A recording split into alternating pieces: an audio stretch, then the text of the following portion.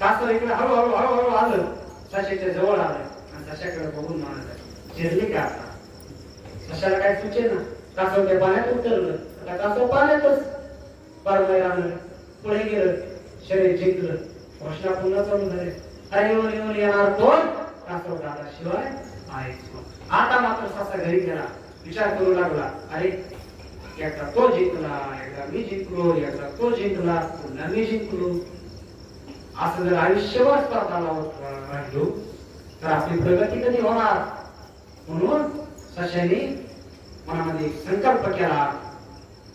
ससा परत परत कासव दादाकडे आला. तो संकल्प आपल्यालाही उपयुक्त आहे पहा. कासव दादाकडे आल्यानंतर कासव म्हणाला, आले आले सशाला, लावायची का शर्यत? ससा म्हणाला, नाही कासव दादा, बस आता इथून पुढे आपल्याला शर्यत लावायची नाही. इथून पुढे आपण एकमेकांच्या हातात हात घेऊन सहकार्याने पुढे जायचं आहे.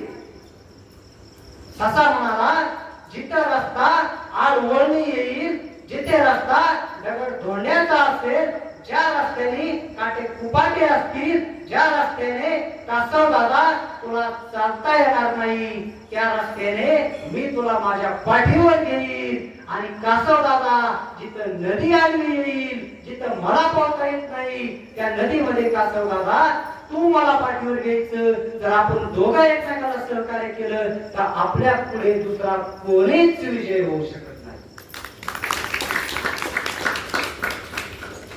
खरं हा संदेश आम्हाला कासवानी आणि सशाने दिलेला आहे. तो संदेश निश्चितच आपल्याला उपयुक्त आहे. स्पर्धा कधीही करावी, पण ती चांगल्या कार्यासाठी कशी करावी, एकमेकाच्या सहकार्याने एकमेकाच्या हातात हात देऊन तुम्ही प्रगती करणं गरजेचं आहे. जसं की सत्यशोधक, विचार मंथन, आश्रम, सर्व विविध कार्यक्रमाचं आयोजन करून सर्व जाती